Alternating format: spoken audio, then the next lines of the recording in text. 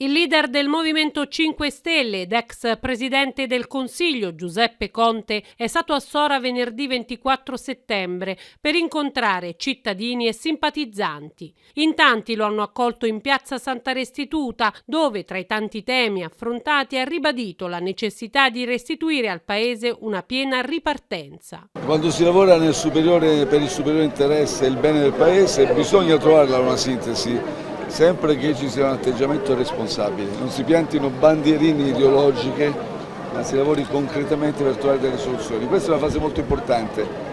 Il Paese deve affrontare una piena ripartenza, anzi ne approfitto ancora una volta.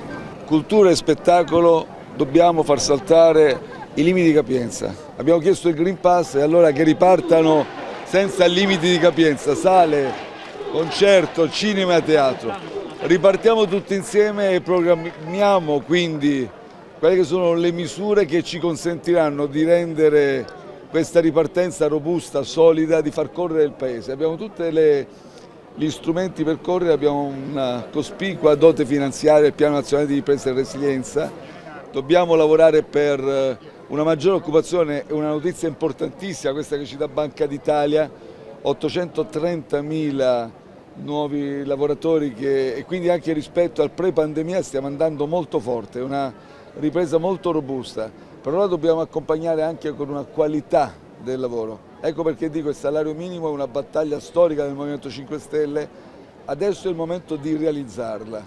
Ci sono circa 4 milioni di lavoratori che prendono veramente delle paghe, in busta paga, dei miseri salari, non possiamo scendere, adesso ne discutiamo intorno a un tavolo, ma insomma scendere al di sotto dei 9 euro per ora, addirittura io sto girando il territorio, mi dicono e mi hanno detto che ci sono salari da 3-4 euro, 2, 3, 4, 5 euro, è una vergogna.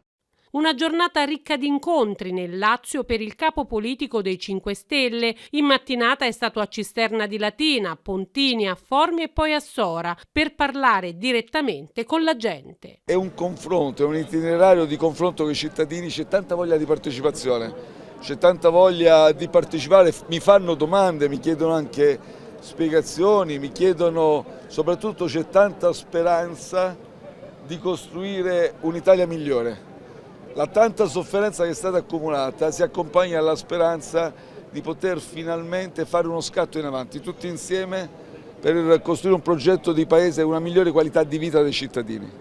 Ad accogliere il presidente Giuseppe Conte, oltre a tanti cittadini, gli esponenti del Movimento 5 Stelle locali e regionali. Oggi è una giornata importantissima per il nostro territorio che ha vissuto per decenni la non attenzione da parte della politica nazionale. Oggi per la città di Sora è un momento strepitoso, un momento importante.